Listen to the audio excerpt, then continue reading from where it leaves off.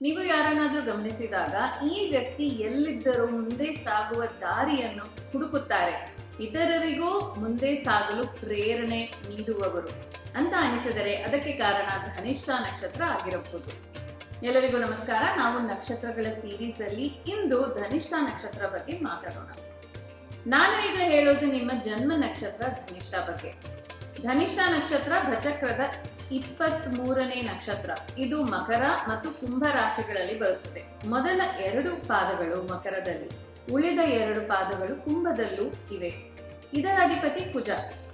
ಧನಿಷ್ಠ ಜನ್ಮ ನಕ್ಷತ್ರ ಇರುವವರ ಮೂಲ ಗುಣ ಏನು ಗೊತ್ತಾ? ಮುನ್ನಡೆಸುವ ಶಕ್ತಿ. ಧನಿಷ್ಠ ಅಂದ್ರೆ ಸಮೃದ್ಧಿ. ಆದರೆ ಇಲ್ಲಿ ಸಮೃದ್ಧಿ ಅಂದ್ರೆ ಕೇವಲ ಹಣ ಅಲ್ಲ, ಜೀವನದಲ್ಲಿ ಮುಂದೆ ಸಾಗುವುದು, ಬೆಳೆಯುವುದು ಮತ್ತೆ ಇತರರನ್ನು ಜೊತೆಗೆ ಮುನ್ನಡೆಸುವುದು. ಧನಿಷ್ಠ ನಕ್ಷತ್ರದ ಸಂಕೇತ ಡಮರು. ಡಮರು ಅಂದ್ರೆ ಕೇವಲ ಸಂಗೀತದ ವಾದ್ಯವಲ್ಲ, ಅದು ಲಯ, ಸಮನ್ವಯ ಮತ್ತು ಮುನ್ನಡೆಯ ಸಂಕೇತ. ಅದಕ್ಕೆ ಧನಿಷ್ಠ ಜನರು ಸರಿಯಾದ ಸಮಯದಲ್ಲಿ ಸರಿಯಾದ ಹೆಜ್ಜೆ ಇಡಲು ಪ್ರಯತ್ನಿಸುವವರು. ಧನಿಷ್ಠ ನಕ್ಷತ್ರದ ಅಧಿದೇವತೆ ಅಷ್ಟವಸುಗಳು. ಅಷ್ಟವಸು ಅಂದ್ರೆ ಪ್ರಕೃತಿಯ 8 ಮೂಲ ಶಕ್ತಿಗಳು. ಅವು ಒಟ್ಟಾಗಿ ಕಾರ್ಯನಿರ್ವಹಿಸುವುದನ್ನು ಸೂಚಿಸುತ್ತದೆ. ಅದಕ್ಕೆ ಧನಿಷ್ಠ ಜನರಲ್ಲಿ ತಂಡದ ಜೊತೆಗೂಡಿ ಕೆಲಸ ಮಾಡುವ ಗುಣ ಕಾಣಿಸುತ್ತದೆ. ಸಂಸ್ಕೃತದಲ್ಲಿ ಒಂದು ಮಾತಿದೆ, ಚರೈವೇತಿ ಚರೈವೇತಿ, ಅಂದರೆ ಮುಂದೆ ಸಾಗುತ್ತಲೇ ಇರು. ಇದೇ ಧನಿಷ್ಠ ಶಕ್ತಿ.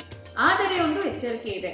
ಧನಿಷ್ಠ ಎನರ್ಜಿ ಸಮತೋಲನದಲ್ಲಿ ಇಲ್ಲದಿದ್ದರೆ ಯಾವಾಗಲೂ ಅವಸರದಲ್ಲಿರುವುದು, ಹರಿಬರಿ, ಒಂದೇ ಜಾಗದಲ್ಲಿ ನೆಲೆಸಲು ಕಷ್ಟವಾಗುವುದು, ರೆಸ್ಟ್ಲೆಸ್ನೆಸ್, ಸಾಧನೆಯ ಹಿಂದೆ ಓಡುತ್ತಲೇ ಇರುವುದು, ಆಲ್ವೇಸ್ ಚೇಸಿಂಗ್ ಅಚೀವ್ಮೆಂಟ್, ವಿಶ್ರಾಂತಿಯನ್ನು ಕಡೆಗಣಿಸುವುದು, ಇಗ್ನೋರಿಂಗ್ ರೆಸ್ಟ್, ಇತರರಿಂದ ತುಂಬಾ ನಿರೀಕ್ಷೆ ಇಟ್ಟುಕೊಳ್ಳುವುದು, ಹೈ ಎಕ್ಸ್ಪೆಕ್ಟೇಷನ್ಸ್, ಎಲ್ಲವನ್ನು ತಮ್ಮ ರೀತಿಯಲ್ಲೇ ಆಗಬೇಕು ಅನ್ನಿಸುವುದು, ಕಂಟ್ರೋಲಿಂಗ್ ನೇಚರ್.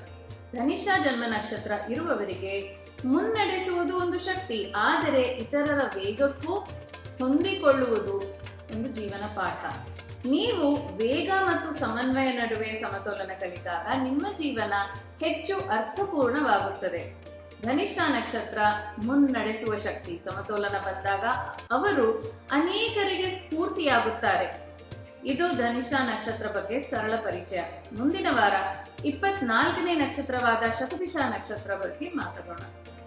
ಜ್ಯೋತಿಷಾಸ್ತ್ರ ನಮ್ಮ ಭಾರತೀಯ ವೇದಾಂಗ. ಇದನ್ನು ಸರಳವಾಗಿ ತಿಳಿದುಕೊಳ್ಳಲು ಆಸಕ್ತಿ ಇದ್ದರೆ ಸಬ್ಸ್ಕ್ರೈಬ್ ಫಾಲೋ ಮಾಡಿ. ಧನ್ಯವಾದಗಳು.